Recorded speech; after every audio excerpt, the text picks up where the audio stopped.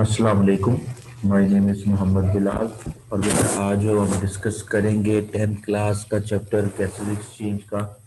और इसको बेटा जब हमने एएलपी सिलेबस के लिहाज से जो है वो देखना है कि एएलपी सिलेबस के अंदर क्या क्या चीज़ें जो है वो मौजूद हैं। और वैसे तो ये आपने पूरा चैप्टर जो है वो डिटेल के अंदर जो है वो डिस्कस किया हुआ भी होगा, लेकिन यहाँ पर हम सिर्फ जो है वो एएलपी सिलेबस के मुताबिक जो है वो देखेंगे। लेकिन ज़रूरी नहीं है ये सिर्फ सिर्फ एएलपी जो सिलेबस जो दिया गया है इसी में से आए।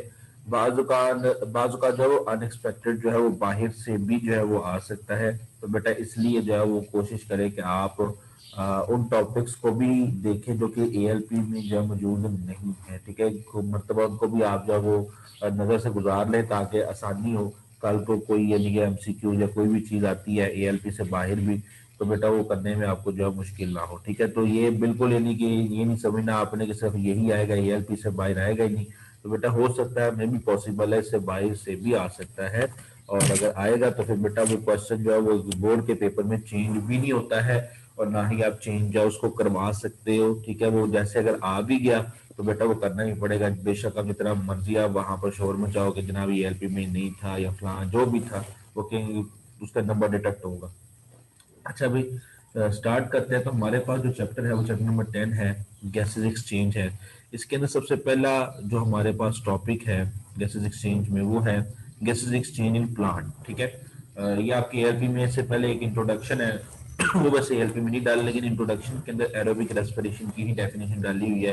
तो एरोबिक रेस्पिरेशन की डेफिनेशन जो आपने वैसे 9th क्लास में बहुत ज़्यादा डिटेल के अंदर जो है वो पढ़ी हुई है, कहते हैं बायो एनर्जेटिक्स वाले चैप्टर के अंदर। ठीक है, तो गैसेस एक्सचेंज की अगर बात करें तो प्लांट्स के अंदर gases exchange in plant, plant have no organ or system for the exchange of gases with the environment.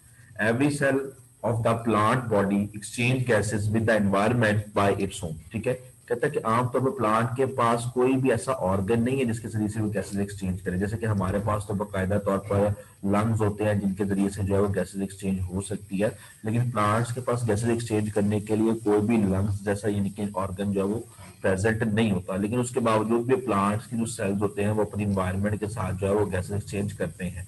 The leaf and the young stem have stomata in their epidermis. और जो leaves होते हैं, जो young stem होते हैं, इनके epidermis के अंदर स्टोमेटा होती है। अगर आप इसकी यहाँ पर ये डायग्राम देखें, ये वाली जो डायग्राम है यहाँ पर बनाई हुई, इस डायग्राम के अंदर अगर आप देखें तो ये आपके पास एक लीफ का, ठीक है, ये आपके पास क्या है, एक लीफ का ट्रांसफर सेक्शन है।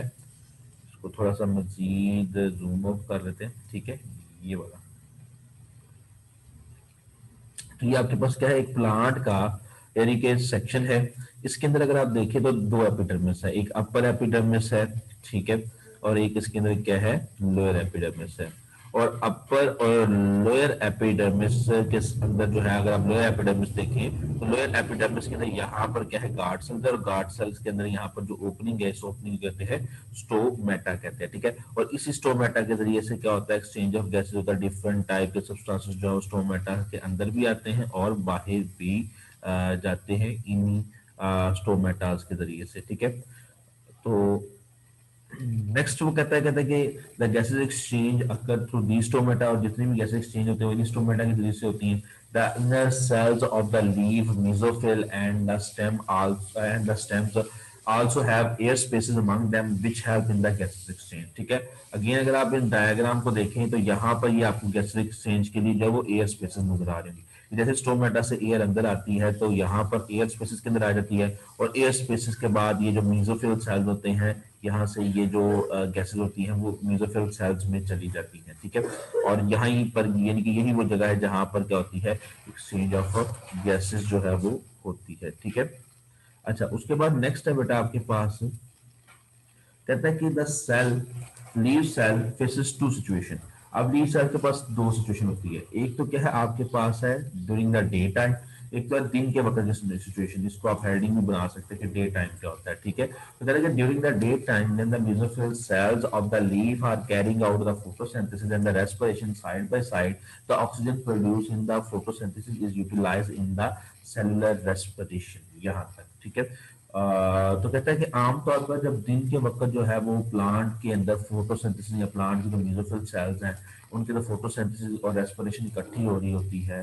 तो प्लांट की बॉडी में यानी कि ऑक्सीजन भी बन रही होती है और कार्बन डाइऑक्साइड भी बन रही होती है, लेकिन वो दोनों इस्तेमाल होती है। Similarly the carbon dioxide produce during the respiration is utilized in the photosynthesis. और इस तरह क्या होता है कि जो दिन के वक्त जो फोटोसिंथेसिस की वजह से जो ऑक्सीजन बनती है वो भी वही पौधा इस्तेमाल कर लेता है, और दिन के वक्त रेस्पिरेशन में जो कार्बन डाइऑक्साइड बनती है प्लांट की बॉडी के अंदर से, यहाँ पर देखा हमने कार्बन डाइऑक्साइड बनती है, तो वो भी प्लांट की बॉडी में क्या हो जाती है, इस्तेमाल हो जाती है। ठीक है, लेकिन अगर आप बात करें सेकंड पॉइंट की, ड्यूरिंग नाइट, ये तो ड्यूरिंग डे था, अब ड्यूरिंग नाइट रात के वक्त क्या होगा, during the night when there is no photosynthesis occurring, the leaf cell get oxygen from the environment and releases the carbon dioxide to the through stomata। ठीक है, तो रात के वक्त क्या होता है कि प्लांट की बॉडी के अंदर जो है फोटोसिंथेसिस तो नहीं हो रही थी, तो रात के वक्त जो है वो प्लांट क्या करता है कि फोटोसिंथेसिस के जरिए से, फोटोसिंथेसिस नहीं करता बल्कि रेस्पिरेशन के जरिए से जितने भी कार्बन डाइऑक्साइड गैस वो रात के वक्त बनाता है वो सारी की सारी वो अपनी एटमोस्फेयर यानी कि अपनी इन्वायरमेंट में उसको वो रिलीज कर देता है। ठीक है, उसके बाद बेटा जी नेक्स्ट है आपके पास, वो है कहता है कि in the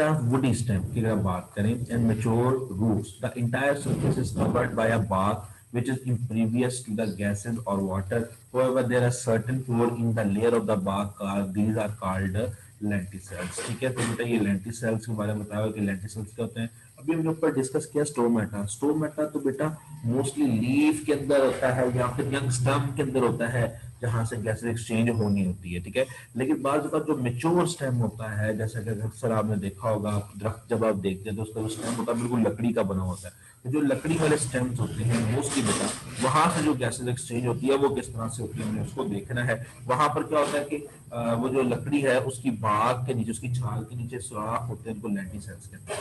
the lenticel allow the air to pass through the gases diffuse in and out of the general surface of the young roots। ठीक है, the gases are found in the soil surrounding the roots। ठीक है, तो हमको क्या होता है कि जो गैसेस होते हैं वो क्या होते हैं कि वो रूट्स के अंदर इनके वो रूट्स में पाए जाते हैं जो कि जिन्होंने इसको क्या किया था, सराउंड किया था। The aquatic plant get the oxygen dissolve in the water and release the carbon dioxide in the water. लेकिन जो एक्वेटिक प्लांट है वो ऑक्सीजन को डिसॉल्व करते हैं वाटर के अंदर और कार्बन डाइऑक्साइड गैस को करते हैं, रिलीज आउट कर देते हैं। ठीक है, अब नेक्स्ट है बेटा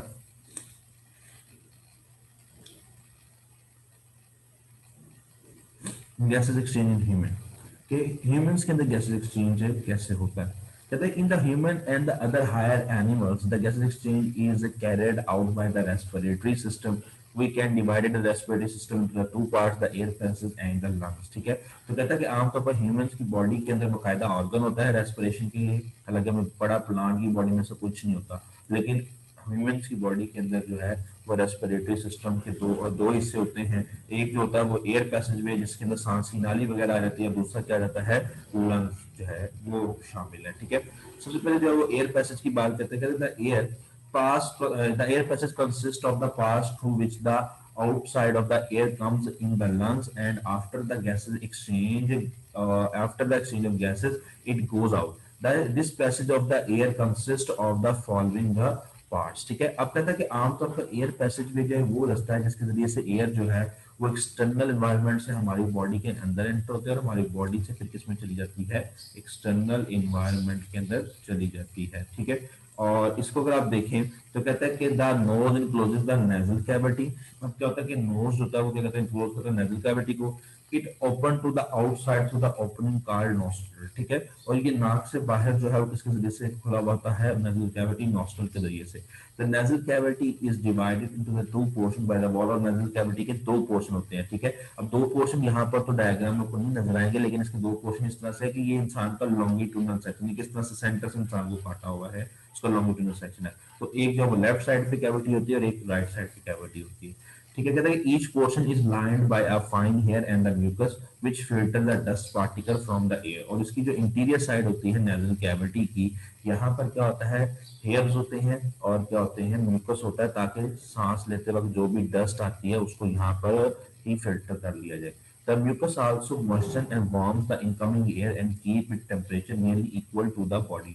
अब क्या होता है कि बाहर से आने वाली जो एयर है उसके टेम्परेचर को बॉडी के टेम्परेचर के मुताबिक रखने के लिए भी क्या होती है, जरूरी होती है ये म्यूकस जो होती है। ठीक है, नेक्स्ट वो कहता है कि the nasal cavity opened into the pharynx by means of the two small opening called internal nostril. अब क्या होता है कि जो nasal cavity होती है ये बैक साइड से यानी कि जाके pharynx में खुलती है, और ये जो जगह है जहाँ से बैक साइड pharynx में खुलती है इसको हम कहते हैं internal nostril कहते हैं, ठीक है।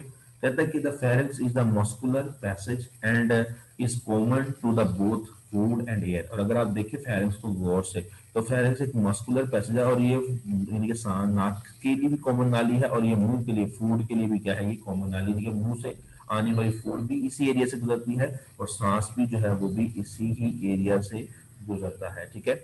अब कहता है कि it extend to the opening of the oesophagus and the larynx, ठीक है। अब क्या होता है कि अगर आप इसको गौर से देखिए तो ये जो फेरेंक्स है ये आगे से किसमें जाके खुलता है, पीछे ये एसोफेगस जो कि मैदे की तरफ जाती है, और ये जो लैरिंक्स है जो कि सांस की नाली है, ठीक है। तो जो फेरेंक्स है ये दो हिस्सों में आगे जाकर डिवाइड हो जाता है, ठीक है। नेक्स्ट स्टेप कहता है कि the air goes from the pharynx into the larynx when the glottis, when we know that the glottis is a narrow opening at the floor of the pharynx which lead to the larynx, ठीक है। तो अभी आपने देखा भी होगा कि ये बेसिकली जो ग्लॉटस होता है ये किसके फ्लोर में होता है, फेरेंक्स के फ्लोर के ऊपर होता है, ठीक है। और अगर आप देखें यहाँ पर एपिग्लॉटस की बात की हुई है तो कहते थे ये कैप्शन है वैसे, the glottis is guarded by a flap of tissue called epiglottis, ठीक है। तो इसको अगर हम देखते हैं इसकी एनाटॉमी को, अगर आप गौर से देखें तो यहाँ पर ये फेरेंक्स है, और फेरेंक्स के फ्लोर के ऊपर यहाँ पर क्या होता है, ग्लोटिस होता है, यहाँ पर ग्लोटिस है, ठीक है।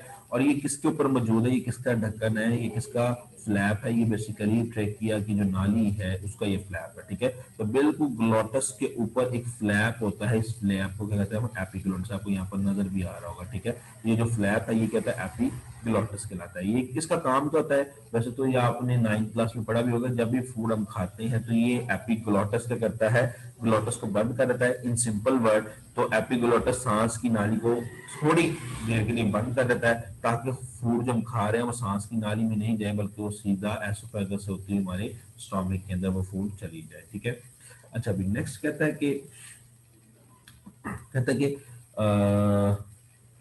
The larynx is a box, ये वॉइस बॉक्स के बारे में बताया हुआ है। The larynx is a box made up of the cartilage. It is present between the pharynx and the trachea. It is called voice box, ठीक है। तो pharynx और trachea के दरमियान में एक छोटा सा organ होता है जिसको हम voice box कहते हैं। Two pairs of the fibrous band called vocal cords are stretched across the larynx. The vocal cords vibrate when the air passes through them. This vibration produces the sound, ठीक है। तो जैसे ही sound जो है वो इन, अब क्या होता है कि ये दो बैंड होते हैं फाइबर के बने हुए जो कि वोकल कॉर्ड्स के अंदर प्रेजेंट होते हैं। जैसे ही साउंड जो है वो इन वोकल कॉर्ड से टकराती है तो इनमें वाइब्रेशन होती है वोकल कॉर्ड्स में, और साउंड प्रोड्यूस होती है, ठीक है। नेक्स्ट कहता है कि larynx continue to the trachea which is also called the wind pipe, इसको हम सांस की नाली भी कहते हैं। It is about 12 centimetre, MCQ आ सकता है। It is about the 12 centimetre long tube which lie in front of the oesophagus, ठीक है।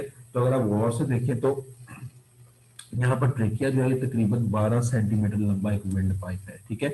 और ये बिल्कुल एसोफेगस के सामने, इनके पीछे एसोफेगस है तो उसके सामने जो है वो ट्रेकिया होता है, और तकरीबन ये 12 सेंटीमीटर लंबा होता है। और ट्रेकिया एंड से जाकर जब ये लंग में एंटर होने लगता है तो ये दो ट्यूब यानी कि ब्रोनकाई के अंदर डिवाइड हो जाता है, ठीक है। तो वो एक बात करता है, कहता है कि cartilage keep the trachea from the oesophagus, sorry यहाँ से कहता है कि there are C shape cartilages rings in the wall of the trachea. अगर आप देखें तो यहाँ पर आपको कार्टिलेज के वाइट वाइट कलर के रिंग भी नजर आ रहे होंगे। ये क्या करते हैं, ये बेसिकली ट्रेकिया को कोलैप्स होने से, पिचन जाने से या बंद होने से ट्रेकिया को रोकते हैं, ठीक है। नेक्स्ट जो है आपके पास बेटा वो कहता है कि the cartilage keep the trachea from the collapsing, वो जो मैंने भी बताया कि इसको कोलैप्स नहीं होने देते, बंद होने से रोकते हैं cartilage, even when there is no air in the it, ठीक है। और जब वो कोई भी एयर नहीं तब भी ये कोलैप्स नहीं होता है, ठीक है। नेक्स्ट कहता है कि on the entering the chest cavity, on the entering the chest cavity, the trachea divided into the two small tubes called bronchi, single bronchus, ठीक है। और मैंने जैसे कि अभी आपको ऊपर भी बताया कि जैसे ही ट्रेकिया जो है वो लंग्स के अंदर एंटर लगता है तो ये किस में चेंज होता है, ब्रोनकाई के अंदर चेंज हो जाता है, ठीक है। कहता है कि the bronchi also have a cartilaginous plate, इसमें कार्टिलेज की प्लेट होती है जैसे कि ट्रेकिया में होती है। In their wall each bronchus enter into the lungs of its side and then divided into the smaller branches, ठीक है। अब क्या होता है कि जैसे ही ये जो ब्रोंकाई है ये अपने अपनी साइड में जाकर लंग्स में डिवाइड होता है, तो ये मजीद छोटी छोटी ब्रांचेस में डिवाइड होता है, और इन जो छोटी छोटी ब्रांचेस होती हैं, इन छोटी छोटी ब्रांचेस को क्या कहते हैं, ब्रोंकियोल्स कहते हैं। ठीक है, अच्छा भी नेक्स्ट जो है वो कहता है कि the bronchi continue dividing into the lung until they make a several fine tube called bronchioles कहते हैं। The bronchioles progressively lost the cartilage as they become the narrow। अब कहता है कि जो bronchioles होते हैं इससे cartilage खत्म होती जाती है और वो मजीद छोटी होती जाती है। The bronchioles end as the fine tube called alveolar duct। ठीक है, और इसके बिल्कुल एंड पे एक छोटी सी डक्ट होती है, इसको alveolar duct कहते हैं। Each alveolar duct open into a cluster of pouches called alveoli। ठीक है, तो आमतौर पर क्या होता है कि ये जो ब्रोंक्यूल्स होती हैं सारी की सारी, ये ब्रोंक्यूल्स जो है ये किसमें जाके खुलती हैं, ये सारी की सारी जो ब्रोंक्यूल्स हैं ये एल्वोलर डक्ट में खुलती हैं। जो अगर आप देखें तो ये ब्रोंक्यूल जो एल्वोलर डक्ट में खुलती हैं, और एल्वोलर डक्ट जब आगे से किसमें खुलती है, एल्वोलाई के अंदर। और एल्वोलाई क्या होता है, एक सैक होता है, थैली की तरह का स्ट्रक्चर होता है जिसके अंदर एयर आती है, और इसकी वॉल्स क्योंकि एल्वोलाई की बहुत बारीक होती है तो इसकी वॉल्स के इर्द गिर्द ब्लड वेसल्स भी होती हैं, तो आसानी के साथ गैस एक्सचेंज हो सकता है between the blood vessel and the walls of the alveoli. ठीक है, अच्छा भी उसके बाद नेक्स्ट है, कहते कि the bronchioles and as a fine tube called alveolar duct. Each alveolar duct open into the cluster of pouches called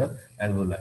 the alveoli from the respiratory surface in the human body. ठीक है, तो ये alveoli होता है, ये respiratory surface बनाता है human body के अंदर। Each alveolus is a sac like structure lined by a single layer of the epithelial cell. ठीक है, और आमतौर पर जो एल्वोलाई होती है बहुत बारीक होती है, जैसे मैंने भी बताया, और इसकी जो दीवार होती है सिर्फ एक सेल मोटी होती है। It is bounded outside by network of capillary, और भी हमने देखा भी कि उसके बाहर साइड पर खून की नालियां भी होती हैं। The pulmonary artery from the heart containing the deoxygenated blood enters the lung and branches into the arterioles and then into the capillaries which surrounded the alveoli. These then join together to form the venules which from the pulmonary vein. The pulmonary vein carries the oxygenated blood back to the heart। ठीक है, ये हमने पढ़ा भी हुआ है कि pulmonary artery होती है जो लंग्स से आती है, वो डीऑक्सीनेटेड ब्लड हार्ट से लेकर आती है किसके पास, लंग्स के पास। लंग्स के अंदर जैसे ही आती है तो लंग्स के अंदर ये जो आर्टरी होती है आर्टरियोल्स में डिवाइड हो जाती है, और फिर ब्लड कैपिलरीज में डिवाइड हो जाती है।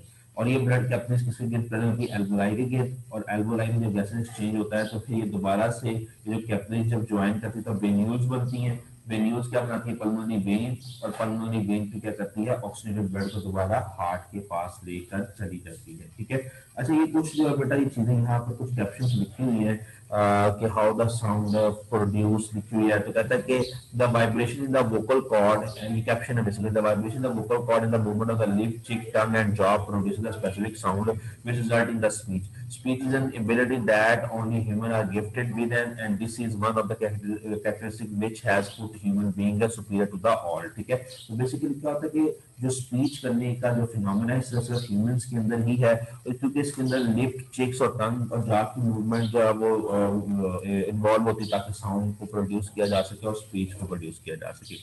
नेक्स्ट है बेटा आपके पास वो है ट्रिकिया। कहते हैं trachea and the bronchi are also lined with the ciliated and glandular cells। The glandular cells secrete the mucus which moisten the air and also trap any fine particles of the dust of the bacteria that have escaped from the nasal cavity। The cilia beat with an upward portion so that the foreign particles along the mucus are sent to the oral cavity from where it either swallowed or cuffed out. ठीक है, तो basically क्या है, ये trachea और bronchi का function भी लिखा हुआ है कि ट्रकिया और ब्रोंकाई में सिलिएटेड ग्लैंडुलर सेल्स होते हैं। ये ग्लैंडुलर सेल म्यूकस पैदा करते हैं जो कि मॉइस्चर करते हैं एयर को, और जो फाइन पार्टिकल्स होते हैं बैक्टीरिया जैसा कि और इस तरह की जो मिट्टी के पार्टिकल्स उनको ट्रैप भी करते हैं और उसको नेजल कैविटी बाहर ही निकालते हैं। अब नेजल कैविटी के अंदर सीलिया भी होते हैं जो कि जिनकी मूवमेंट बीटिंग की वजह से ये जो जितने भी फॉरेन पार्टिकल्स जो कि म्यूकस में ट्रैप हुए उनको वापस जो है वो ऊपर की तरफ जो है नेजल कैविटी में भेज दिया जाता है, जहां से उनको कफ आउट कर देता है या और अपनी बेटी में कफ आउट कर दिया जाता है। ठीक है, अच्छा नेक्स्ट जो है बेटा आपके पास जो टॉपिक है एआरपी सिलेबस के मुताबिक जो है वो आपके पास है मैकेनिज्म ऑफ ब्रीथिंग के बारे में पढ़ेंगे, मैकेनिज्म ऑफ ब्रीथिंग क्या होती है।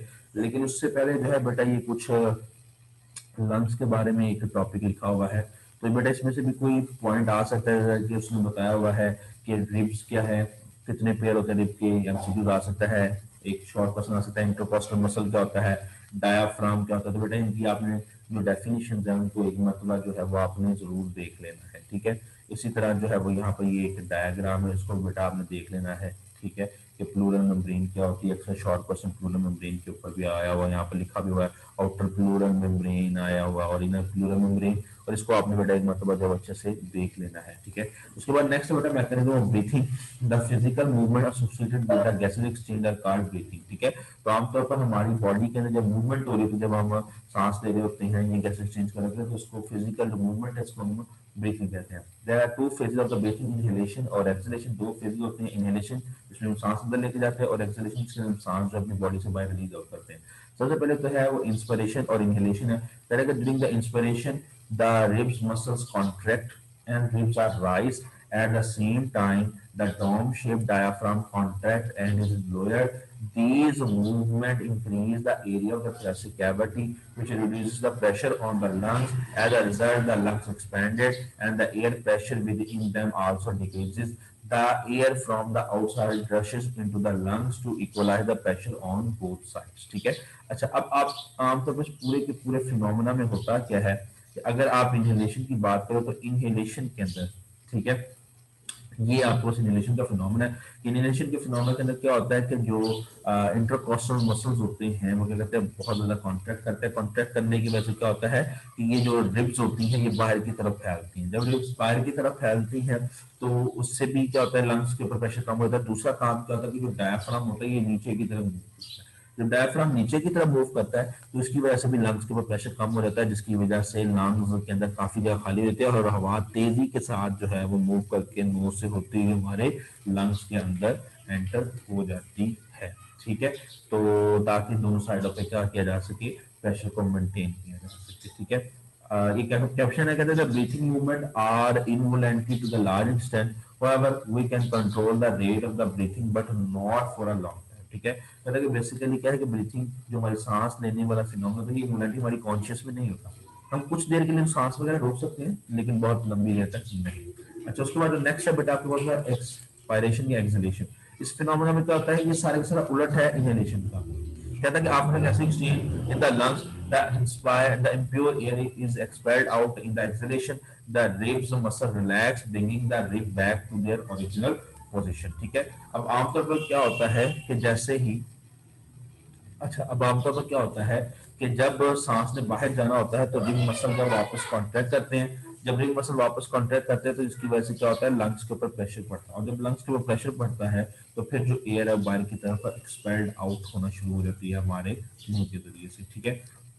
तो नेक्स्ट कहता है कि इट रिड्यूसेस, कहता है diaphragm muscles are also relax and it gets its raised dome shape, ठीक है। अब आमतौर पर क्या होता है कि डायफ्राम है ये भी ऊपर की तरफ उठता है, जब ये ऊपर की तरफ उठता है तो ये डोम शेप बिल्कुल गुंबद की तरह दोबारा से इसकी फीचर बनना शुरू हो जाते हैं। अब ये दोनों काम यानी कि इंटरकॉस्टल मसल के रिलैक्स करने की वजह से भी लंग्स के ऊपर प्रेशर पड़ता है, डायफ्राम के ऊपर होने की वजह से भी लंग्स पर प्रेशर पड़ता है और एयर जो है मूव करके बाहर चली जाती है। नेक्स्ट है, कहता है कि the reduces the space between the chest cavity and increases the pressure on the lungs contact and the air is expelled out, जैसे मैंने बताया अभी। अच्छा, ये भी एमसीक्यू में बेटा आ सकता है और ये इसकी एक्सप्लेनेशन की हेडिंग आपने इसको देनी नीचे। कहता है कि humans breathe 60 to 20 time per minute in the normal circumstances at rest, ठीक है ना। कहता है कि आमतौर पर एक ह्यूमन का जो यानी कि जो स्पीड होती है सांस लेने की वो 16 से 20 मिनट होती है अगर वो रेस्ट की हालत में हो। ये एमसीक्यू आ सकता है। The rate of breathing is controlled by the respiratory centre in the brain, और जो सांस लेने की रफ्तार है इसको कौन कंट्रोल करता है, हमारा रेस्पिरेटरी सेंटर, यानी कि हमारा हाइपोथैलेमस ब्रेन का पार्ट ही होता है। The respiratory centre is sensitive to the concentration of the carbon dioxide in the blood, ठीक है। ये भी एमसीक्यू आ सकता है। तो बेसिकली जो रेस्पिरेटरी सेंटर होता है हमारे ब्रेन का वो किसको सेंसिटाइज करता है, वो कार्बन डाइऑक्साइड को सेंसिटाइज करता है ब्लड के अंदर, ठीक है। अच्छा, अभी नेक्स्ट जो है हमारे पास वो कहता है कि water when we do not exercise or some hard job our muscles carrying out the cellular respiration at a greater rate, ठीक है।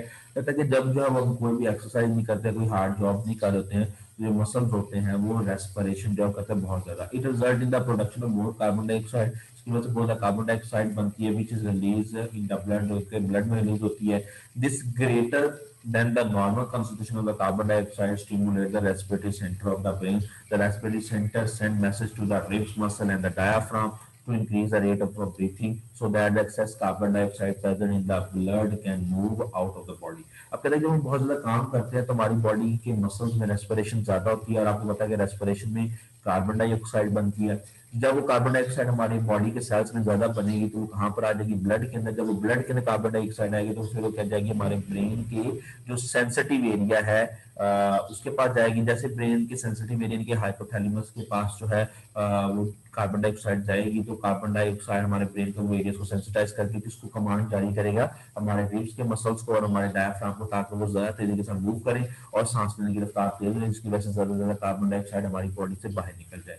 कहते हैं कि ड्यूरिंग द एक्सरसाइज और the other hard work the breathing rate में increase up to the 30 to 40 time per minute हो सकती है। ठीक है, अच्छा उसके बाद नेक्स्ट है बेटा आपके पास वो है, ये थोड़ा सा एक टेबल है, अमाउंट कंपैरिजन है। कहता है कि जो अमाउंट होती है ऑक्सीजन की इंस्पायर्ड एयर में 21% और एक्सपायर्ड एयर में 16%। अमाउंट ऑफ कार्बन डाइऑक्साइड जो हम इनहेल करते हैं उसमें 0.04% और जो हम एयर बाहर निकालते हैं 4%। अमाउंट ऑफ नाइट्रोजन जो है वो दोनों में सेम रहती है। अमाउंट ऑफ वाटर वेपर जो है वेरिएबल होती है। इंस्पायर्ड एयर में ज्यादा भी हो सकते हैं वाटर वेपर, कम भी हो सकते हैं, लेकिन एक्सपायर्ड एयर में ज्यादा से ज्यादा वाटर वेपर होते हैं, सैचुरेटेड होता है। अमाउंट ऑफ डस्ट जो होती है वो वेरिएबल होती है, लेकिन जब हम उसको एयर को बाहर निकालते तो तकरीबन नहीं, ऑलमोस्ट नॉन। टेम्परेचर की बात करें तो वेरिएबल है, और अगर आप इसकी बात करें तो expired air almost equal to the body temperature के करीब ही होता है। अच्छा उसके बाद बेटा जो नेक्स्ट है हमारे पास टॉपिक वो डिजीजेज है। ठीक है, रेस्पिरेटरी डिसऑर्डर्स है हमारे पास, लेकिन ये सारी की सारी रेस्पिरेटरी डिसऑर्डर्स ने एएलपी में नहीं डाली है। आपने जो है वो फिर भी कोशिश करनी है कि मतलब तमाम की तमाम जो रेस्पिरेटरी डिसऑर्डर्स है उसको एक मरतबा आप फिर भी देख लें। बेसिकली तो जो आपके सिलेबस में डाली हुई उसमें तो उसने 3 रेस्पिरेटरी डिसऑर्डर डाली हुई है, एक ब्रोंकाइटिस है, उसके बाद नमूनिया है एंड अस्थमा है। लेकिन इसके अलावा ऐसा नहीं है कि इसके अलावा आ नहीं सकता, इसके अलावा भी आ सकता है। ठीक है, तो सबसे पहले जो ब्रोंकाइटिस के बारे में देखते हैं कि ब्रोंकाइटिस क्या होता है। कहता है कि इसकी डेफिनेशन है bronchitis the inflammation of the bronchi और ब्रोंक्यूल का सूज जाना, हमारी जो सांस की नाली को सूज जाना इसको कहते हैं ब्रोंकाइटिस कहते हैं। It result in the excessive secretion of the mucus into the tubes leading to the swelling of the tube wall and the narrowing of the tube. It is caused by the virus bacteria और exposure to the chemical irritant जैसे कि तंबाकू वगैरह की वजह से होता है। ठीक है, तो बेसिकली क्या होता है कि अगर सांस की नाली सूज जाती है हमारी तो वो क्या कहलाता है, ब्रोंकाइटिस कहलाता है। और इसकी कॉज क्या है कि ये आमतौर पर म्यूकस की वजह से और ट्यूब की नेविंग की वजह से, वायरस बैक्टीरिया और केमिकल इरिटेंट की वजह से होता है। ठीक है, अच्छा उसके बाद कहते हैं there are 2 major type of the bronchitis, acute bronchitis and chronic bronchitis. दो तरह की ब्रोंकाइटिस है, एक्यूट और chronic. The acute bronchitis really last about 2 weeks and patient recover without with no permanent damage to the bronchi or bronchioles। ठीक है, तो आमतौर पर जो एक्यूट ब्रोंकाइटिस होता है ये क्या होता है 2 हफ्ते तक रहता है और पेशेंट परमानेंट डैमेज हुए बगैर ठीक हो जाता है। लेकिन जो क्रॉनिक है, in the chronic bronchitis the bronchi develop chronic inflammation होती है। It is usually last for 3 month तक भी ये रह सकता है और ये 2 साल तक भी रह सकता है। नेक्स्ट है इसके सिम्टम्स की हेडिंग है, symptoms of the bronchitis blue cough, खांसी जाती है, माइल्ड विजनिंग रहती है, फीवर बुखार, चिल्स रहती है, ठंड लगती है and shortness of breath specially when doing hard job. अगर कुछ हार्ड वर्क करें तो सांस लेने में क्या होती है, तंगी होती है या दुश्वारी होती है। एम्फीजिमा जो है बेटा ये भी आपने इसको देख लेना, वैसे आपके एयर में नहीं है, लेकिन इसके अंदर क्या होता है कि जो एल्वोलाई की वॉल होती है वो डिस्ट्रक्ट हो जाती है, तो एल्वोलाई की वॉल खत्म हो जाने की वजह से भी क्या हो सकती है, एम्फीजिमा की बीमारी जो है वो हो सकती है। इसकी यहाँ पर डायग्राम भी जो उसने वो यहाँ पर भी दिखाई है, जिसके अंदर वॉल काफी ज्यादा क्या हो गई है, कम हो गई है। ठीक है, और नेक्स्ट जो है बेटा आपके पास जो टॉपिक है हमारे पास वो है नमूनिया। नमूनिया की बात करें, pneumonia is an infection of the lung if this affect both lung then it is called double pneumonia. ठीक है, तो नमूनिया जो होता है क्या होता है, हमारे लंग्स के अंदर इन्फेक्शन होता है। ठीक है, और अगर ये दोनों लंग्स को इफेक्ट करते हुए डबल नमूनिया कहलाता है। द मोस्ट इसके सिम्टम है लिखे हुए, the most common cause of the sorry symptom कह रहा हूँ cause, the most common cause of the नमूनिया is the bacterium है जिसको बोलते हैं स्ट्रेप्टोकोकस न्यूमोनियाe बैक्टीरिया की वजह से ये मोस्टली होता है, ठीक है। सम वायरल है like influenza virus and the fungal infection में also lead to the pneumonia हो सकता है। When the causative organisms enter the alveoli, they settle there and grow in the number. They break the lungs tissue and the area becoming filled with the पस के साथ fit कर देता है। The symptom of the pneumonia include a cold, इसमें क्या होता है, कोल्ड हो सकता है। सिम्टम ऑफ निमोनिया में सर्दी लगती है या जुकाम रहता है। That is follow by a high fever, बुखार आता है, शिवरिंग रहती है and cough with the sputum, और खांसी आती है बहुत ज्यादा रेशे के साथ। उसके बाद कहता है कि patient can become short of breath, patient को सांस में तंगी होती है। द पेशेंट स्किन कलर में चेंज एंड बिकम डस्की और पर्पलिश हो जाता है। It is due to the poor oxygenation of the body blood. Vaccine are also available to prevent the pneumonia caused by the cephalosporin, antibiotics are used in the treatment of this type of the pneumonia, के लिए भी इस्तेमाल होती है, antibiotic भी हम इस्तेमाल कर सकते हैं, ठीक है। नेक्स्ट है बेटा, अब आपके पास वो है नमूनिया अस्थमा के बारे में है कि अस्थमा जो बेसिकली क्या होता है और किसकी अलामत क्या है, इसको हम थोड़ा सा यहाँ पर देखेंगे अस्थमा के बारे में। तो अस्थमा के अंदर जो है वो कहता है कि asthma is the form of allergy in which there is the inflammation of the bronchi, more mucus production and narrowing of the airways, ठीक है। तो आमतौर पर क्या होता है कि अस्थमा एक एलर्जी है, इसके अंदर क्या होता है कि हमारी इन्फ्लेमेशन होती है ब्रोंकाई के अंदर, म्यूकस ज्यादा बनता है और एयर पैसेज वे बंद है। जैसे अगर आप देखें तो म्यूकस ज्यादा बनने की वजह से ये देखें ना, एक तो एयर पैसेज वे जो है वो कम हो गया और वहां पर म्यूकस भी बढ़ गया है हमारी सांस की नाली में। In the asthma patient the bronchi bronchial become sensitive the different allergen allergy causing the factor, जैसे कि डस्ट है, स्मोक है, परफ्यूम है, पोलन है, ये तमाम की तमाम चीजें पहुंचती हैं। When exposed to any such allergen, the sensitive air passage show immediate and the excessive response of the constriction, ठीक है। अब क्या होता है कि जैसे ही है वो हमारे जो सांस की नाली में एलर्जन एंटर होते हैं तो ये कहते हैं हमारी सांस की नाली को क्या करते हैं, कॉन्स्ट्रिक्ट कर देते हैं, ठीक है ना। अच्छा, अब कहता है कि when exposed to the any of the allergen, the sensitive air passage show immediate and the excessive response to the constriction. In this condition, the patient feel difficulty in breathing, में तो सांस लेने में दुश्वारी होती है, ठीक है। अब कहते हैं the symptom, अब इसकी लमात the symptom of the asthma vary from the person to person. The major symptoms include the shortness of breath, especially with the exertion और एट नाइट, ठीक है। तो आमतौर पर क्या होता है कि जब रात के वक्त होती है तो सांस लेने में बहुत शदीद किस्म की तंगी होती है। विजलिंग और साथ में यानी कि विसल आती है, sound when the produce when breathing out, और जब सांस बाहर छोड़ते हैं तब उसमें से थोड़ी सी सीटी की आवाज भी आती है, कफ खांसी रहती है, चेस्ट टाइटनेस रहती है, ठीक है। नेक्स्ट है कहता है कि the chemicals with availability to dilate the bronchi, इसका ट्रीटमेंट है। The chemical with availability to dilate the bronchi और bronchiole are used in the treatment of the asthma. Such medicine is given in the form of the inhaler की form में दी जाती है। तो ऐसी मेडिसिन जो कि हमारे लंग्स को खोलने की सलाहियत, हमारी एल्वोलाई खोलने की सलाहियत रखती है, वो इनहेलर की फॉर्म में जो दी जाती है। अच्छा, बेसिकली जब बेटा ये लंग कैंसर जो है ये भी बहुत इंपॉर्टेंट है, अक्सर आ सकता है लंग कैंसर की डेफिनेशन में। तो बेसिकली क्या होता है कि जब हमारे लंग्स के सेल जो है बहुत ज्यादा डिवाइड करके ट्यूमर बनाते हैं उसको लंग कैंसर कहते हैं। तो एएलपी सिलेबस में तो ये बेसिकली नहीं डाला हुआ है, लेकिन ये आ सकता है, इसलिए इसको आपने एक मरतबा देख लेना है। ये एक कैप्शन इसको देखें, lung cancer is the most common cause of the cancer related to death, it is responsible for the more than 1.3 billion death world wide annually. तो सालाना जो है वो 1.3 बिलियन डेथ जो है वो लंग्स की वजह से देखने को मिलती है। अब ये पैसिव स्मोकिंग है बेटा, ये भी पैसिव स्मोकिंग के बारे में भी आपने कहना है कि पैसिव स्मोकिंग है, ये भी इंपॉर्टेंट शॉर्ट क्वेश्चन और अक्सर पेपर के अंदर जो ये आया भी हुआ है, ठीक है। अच्छा, उसके बाद बेटा नेक्स्ट आपके पास बैड इफेक्ट ऑफ स्मोकिंग है। कहते हैं कि smoking the harmful due to the chemicals in the cigarette and smoke, जो केमिकल सिगरेट होता है उसकी वजह से बहुत हार्मफुल है। तंबाकू smoke contain over 4000 different chemical but out of which at least 50 are carcinogen and many are poisonous, ठीक है। तो 4000 करीब केमिकल होते हैं ये सिगरेट के धुएं में, लेकिन उसमें से 50 ऐसे जो कार्सिनोजेन है, कैंसर पैदा करते हैं। Many people think that the cancer is the only smoking related disease and it is the number of the other cause and the number one cause of death in the among the smoker, but it is not right.